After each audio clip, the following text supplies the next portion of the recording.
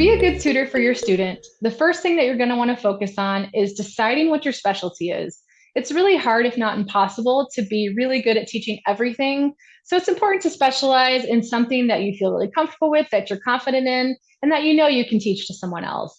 Pick subjects you understand deeply, and also pick subjects that you feel that you can really practice and get more fluent in. The really great thing about choosing a specialty is that you will get repeated practice with common problems or common difficulties that students have. So you'll have lots of different techniques and tricks up your sleeve when students have challenges in those areas.